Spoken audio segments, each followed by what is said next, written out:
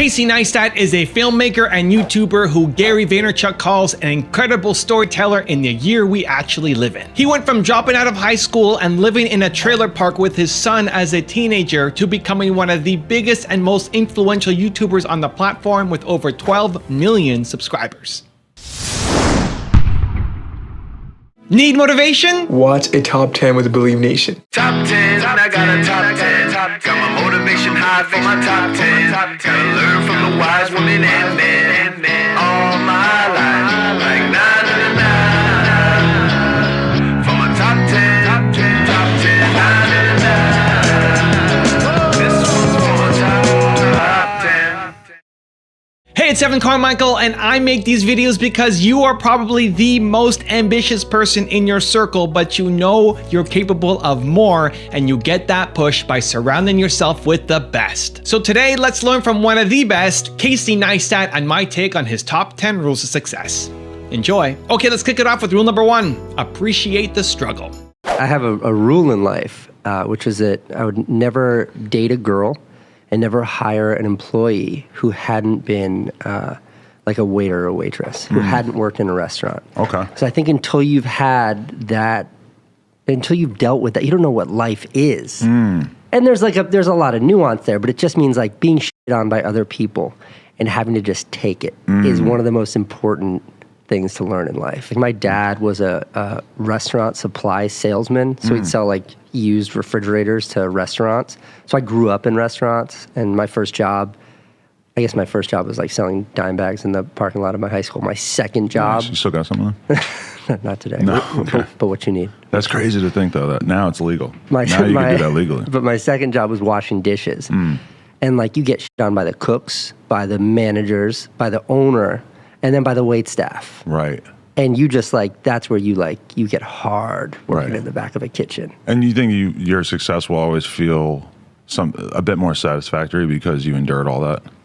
Yeah, I also think it teaches you that respect. You know, like I made my kid get really shitty jobs, my grown son now, when he was young, because like you don't understand how it is until you've been there.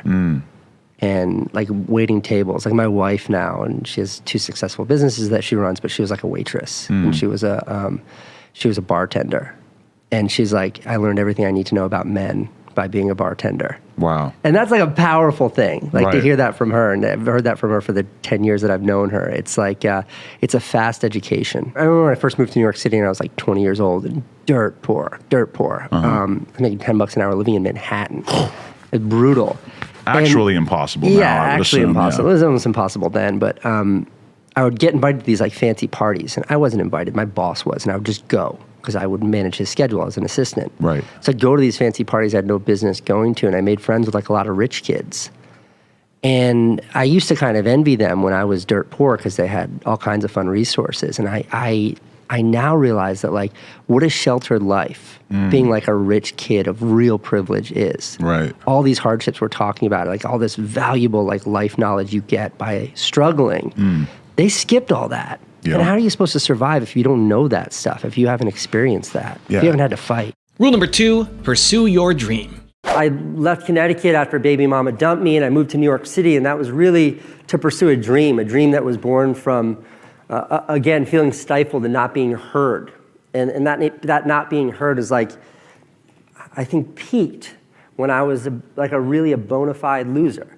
Like if you are a 10th grade high school dropout who can't really afford to put diapers on your baby, you have to get money from the government, you have to be on welfare, you get free diapers and get free milk.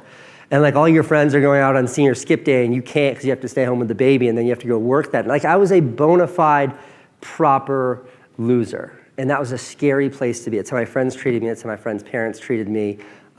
That's how I felt people saw me out of the corner of their eyes. Somewhere in there at peak loserdom for Casey, I played with like a computer that let you edit videos. It was my older brother Van's computer. And I remember editing a little video on that, and all of a sudden it was like this amazing feeling of self-expression. It was a way of sharing sort of what happened or what I felt or what I was thinking in a way that went so far beyond what I could do with words. Because what I could do with words was always sort of clouded by the fact that I was this loser, that I was this dropout, that I was this sort of this burden on society. And I fell in love with that process, and it overcame me. John Baltazari, who's an artist, says that in order to be an artist, you have to be possessed. And I don't think I was possessed up until that moment, but I was blinded by this idea that all of a sudden I could compartmentalize my ideas, my thoughts, I could share my perspectives, I could share understanding, I could communicate by making videos. And that's why when Baby Mama dumped me, I was like, okay, well, I need to chase this down, and I moved to New York City. Rule number 3, take action. About 2 years after I moved to New York City, maybe even a little bit less time than that, I got a really real paid gig by a fancy person who was smart and picked me and thought my brother and I were the right people to do this job, and he paid us real money to make a birthday video. But it was an exchange. It was like, here's money that I can live off of, and all you give me in return is you make me a movie. This thing that I'd been paying to do my whole life. That was my first taste of success. That was in itself sort of a like a microcosm, a little bubble of what it meant to be an entrepreneur. And I don't think that's how anyone would characterize what it means to be an entrepreneur. But I had this idea that was enough of a kick in the ass for me to actually chase it down. And the first manifestation of success was me getting the opportunity to make a birthday video. And I think if you'd asked me then, I wouldn't have been able to characterize that as, one, really being successful, or two, what it meant to chase down a dream, turn it into something, and call that being an entrepreneur. But that's exactly what it was. I look back in retrospect, and that's what I see. And it was with that thread that I think I could connect every sort of success, every high point and every failure and low point in my career to where I am now.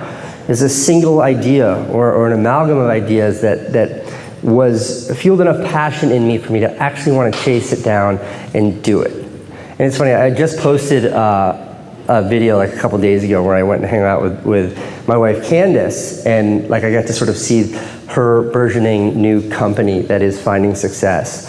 And I ended the video by saying, like, how often in life does somebody, a loved one, a friend, an enemy, a coworker, somebody at the water bubbler, somebody you like, somebody you dislike, bring up an idea or a thought for what they'd love to do?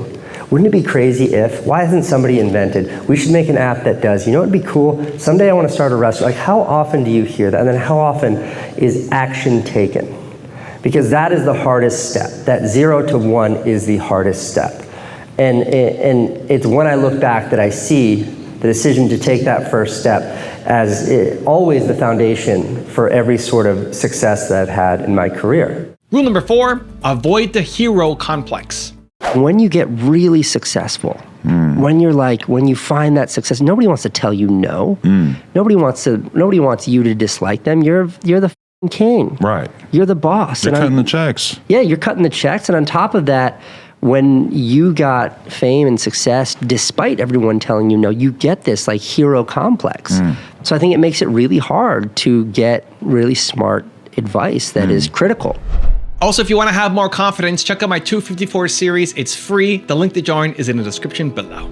Skill I use is probably communication, which I think is building on what Gary said. I think communication is a two-way street. Rule number 5, build a comfortable environment. I was one of 4 kids, and I have an older brother who's also very handsome. He's the handsomest of all the Neistat children.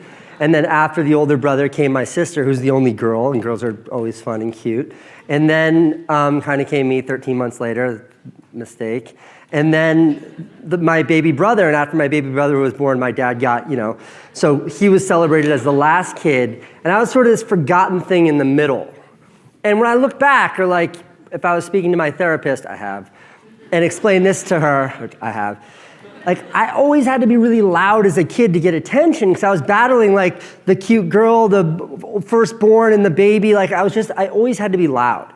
And that manifested in a lot of different ways. And ultimately it manifested with like me just being bad. And I think now, like as an adult, as a father, as a reasonable human being, I can look back and I definitely think that my frustrations when I was young were because I wasn't comfortable in my environment. I was always frustrated. I was frustrated at home. I was frustrated at school.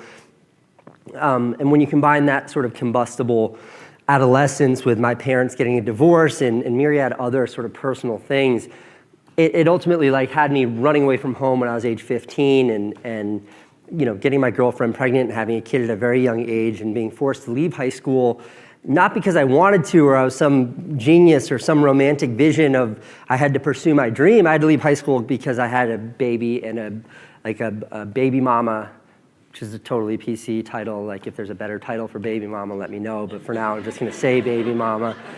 I had bills to pay. Like I had to get a job for very real reasons, and having a job, even at age 16, precluded me from being able to go to school. Rule number 6, stand out. Having lived in this space now for 20 years, trying to find success here, having no idea what I'm doing, and I can't underscore that enough. I have no idea what I'm doing. I don't know what I'm doing right now. I'm not kidding. I never have any idea what I'm doing. Because the truth is, like, to succeed, to exist in this world of being an entrepreneur, it means there is, by definition, there's no instruction manual. If any of you out there trying to do something, trying to build something, or trying to follow some prescription that somebody else defined, you failed. You have already failed. You will not succeed. You can write that down. You will not succeed. If there are 10,000 sheep with white fur, what does sheep have? Wool? What's on the back of a sheep? 10,000 white woolen sheep going that way, and you're like, wow, yeah, I want to succeed. Let me jump in line with these sheep. You're like, wait, how come nobody's noticing me? Like, nobody's gonna notice you. You gotta be the one that steps out. You gotta be the wolf that runs in the opposite direction. Rule number 7, aim to be the best. When I was a dishwasher, when I scrubbed pots for a living, I was the best dishwasher that restaurant ever had. Because that, unlike high school, that was the first time I understood.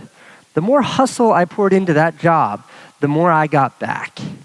And I remember, like, I had a system. I was the best dishwasher. I had a system. Nobody could beat my system. Dishes were always clean. I'd sit there on a Saturday night life like this, the whole sink clear, being like, what? That's all the dishes you got for me?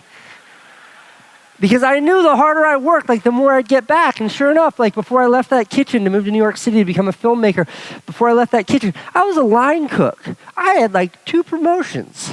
Rule number 8, focus on the real work. One of the first conversations I had with you, do you remember what you talked about with the way that you spend your day, like the things that you spend time on and what you won't spend time on?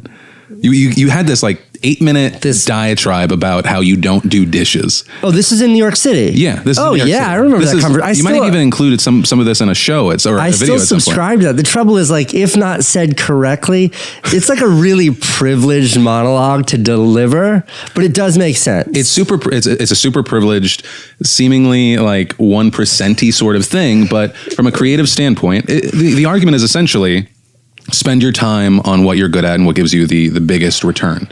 Right. So Casey said like he doesn't do laundry and he doesn't do dishes. The only time I want to do dishes, and this is changing because my new nanny likes to do dishes, and no one likes I realize, dishes, but there's something. Well, but you also get something out of some of your videos where there's a difference in creating a video, which is going to be seen by hundreds of thousands, millions of people, and just like genuinely crafting something in the world or actually having an impact on something. Because I'm not a manly man or skilled in any way, is dishes, right? It was dirty. I used my hands. I got to not think about the news cycle. It was great, right? So I get a little return on that, but your whole thing was, why do that if I can? The nut of it is just sort of like you and I right now, we're sitting here, we're having a conversation that we're both totally focused on. Yeah. But you have 3 people right now that are making sure we sound great, the lighting's correct, the cameras are working. If we had to bifurcate our focus and be focusing on that, this conversation would suffer.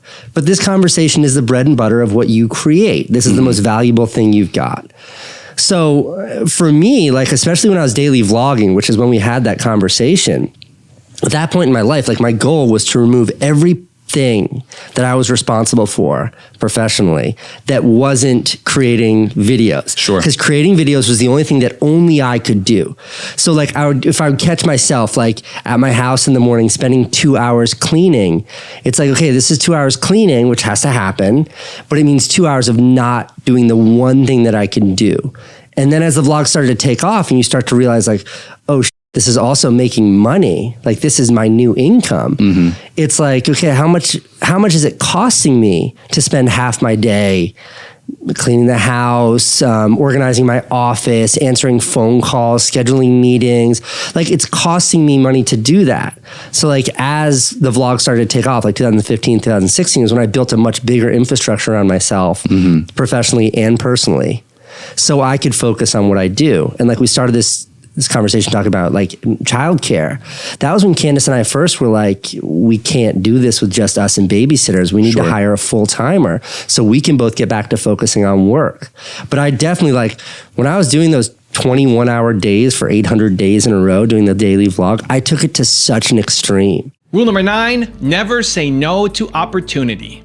So much of what I've been able to share with the world, so much of what's been received via my YouTube channel and social media outlets has been sort of this, 2015 till now kind of version of my life, when the reality is there were 10 years of real hardship, 10 years of real struggle living in New York City, 10 years of living in an apartment that was effectively filled up with undocumented immigrants and people that just got let out of prison. An apartment where, like, I shared a bathroom with 20 other units on the floor, units being a room with no kitchen. And it was gnarly. Like, that was my life. And all the while I was just making. And the hustle part of that was that I never said no to anything. I never said no to anything because I could always see an opportunity no matter what it was. If it was a bar mitzvah video, then I was like, well, maybe someone will be at this bar mitzvah. That could be the key to the next door I want to walk through. If it was a wedding video, I was like, well, maybe the bride's dad will be that guy. Maybe the bride's mom is an executive at a media company. Like, everything that came my way, if it involved a camera, I saw it as an opportunity. And rule number 10, the last one before a very special bonus clip, is have fun. Okay. This is the first and only challenge video ever. Now here's how you fight. You have to take Come on. You have to take the staring contest. What does the water have to do with it? Okay, but it's a staring contest where you have to completely fill your mouth up with water. No, you're gonna spit on me. No. I won't, because you're gonna laugh first. Don't spit on me. That's why you didn't want me to wear the blanket. Yeah, I know. Look at me. Don't look at me. Look away and don't. Completely full. You have to do the same. You have to fill yours too. Don't look at me.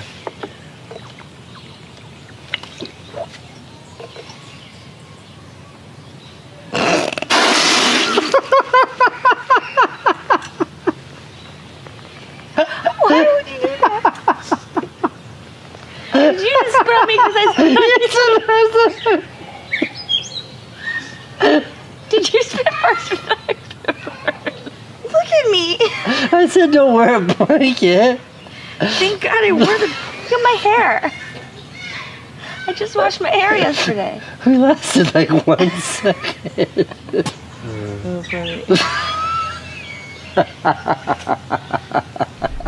Now I've got a really special bonus clip that I think you're gonna enjoy, but before that, if you're still here watching and you promise, you commit that you're gonna take action after watching this video, you're not just gonna watch a video, you're gonna do something afterwards, give me a hashtag believe in the comments because I want to celebrate you.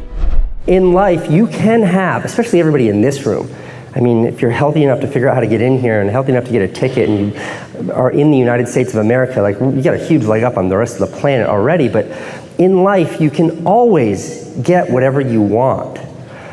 You just can't want whatever you want. And what that means is it's like, if you truly want something, like I did, because I didn't have a choice. It was like, what, continue to like wait for my free diapers and milk to show up on the first of every month? Like, that's not a comfortable place to be. The bottom is a really place to wake up every day.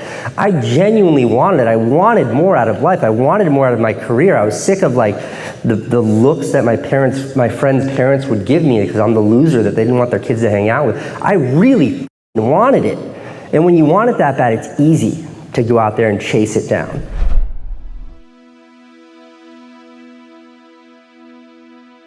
If you want to see the top 10 I did on Dwayne "The Rock" Johnson, check out the video right there next to me. I think you'll enjoy it. Continue to believe, and I'll see you there. Whether it's in entertainment, whether it's out in public, whether you're a celebrity or not, whatever.